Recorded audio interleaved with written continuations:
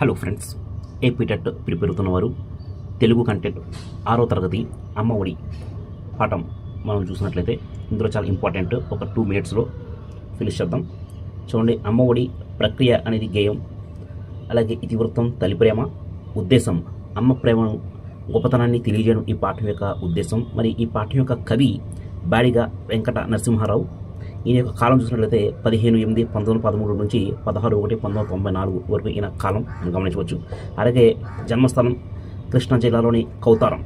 అలాగే బిరుదులు చూసినట్లయితే ఈయన యొక్క బాలబంధు అనేటువంటి బిరుదు మరి కవి బాడిగ వెంకట నరసింహారావు గారికి మనకి వస్తుంది ఇది. అలాగే ఈయన రచనలు మనం చూసినట్లయితే బాలరసాలు, పాలబడి పాటలు, ఆవు హరిశ్చంద్ర, భారతం, చిన్నారి లోకం, పూలబాలలు, ఋతురాణి వంటి 17 పుస్తకాలు ఈయన పిల్లల కోసం రాశారు. అలాగే ఈయన బాల సాహిత్యాన్ని ఉద్యమ స్ఫూర్తితో మరి వ్యాప్తి చేయడం తన ధ్యేయంగా, జీవిత ధ్యేయంగా పెట్టుకున్నారు బివి నరసింహారావు గారు. అలాగే వింజమూరి లక్ష్మీనరసింహారావు గారు మరి రాసినటువంటి అనార్కలి అనేటువంటి నాటకంలో అనార్కలి పాత్ర ధరించి అనార్కలి నరసింహారావుగా ఖ్యాతి కూడా గడించారు. మరి ప్రస్తుత పాఠ్యభాగం అమ్మ ఒడి అనేటువంటి బాలబంధు పివి నరసింహారావు గారు సంపూర్ణ రచనలు మరి 2వ సంకలనం నుంచి తీసుకోవడం జరిగింది.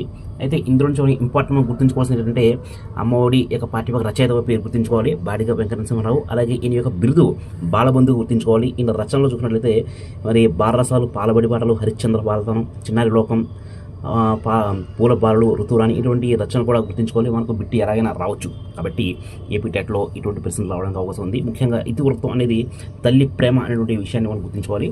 ఈ యొక్క అమ్మ ఒడి పాఠం అనేది గేయం నుంచి ప్రక్రియ గేయాన్ని తీసుకురాబడింది. కాబట్టి ఇంకొన్ని ఇంపార్టెన్స్ చూద్దాం. ఒకటో పాఠంలోని చూడండి, ఇందులోని మరి ఇది అమ్మేనా ధైర్యం, బలం, గర్వం, సర్వస్వం ఈ విషయం చూసినట్లయితే అర్థాలు చూసినట్లయితే చూడండి, ఇంపార్టెంట్ అర్థాలు ఇక్కడ మనకి భూషణం అంటే అలంకారం, ఈ అర్థాన్ని గుర్తుంచుకోవాలి.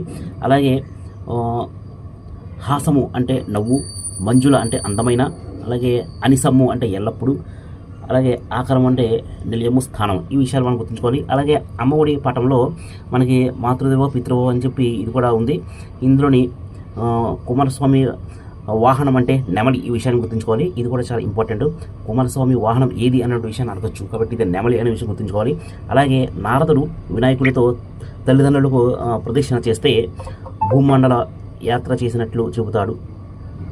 సోదరుల మధ్య ఎలాంటి విరోధాభావాలు ఉండకూడదనే విషయం కుమారస్వామి వినాయకులను చూసి గ్రహించాలి, ఈ విషయాన్ని గుర్తించుకోవాలి.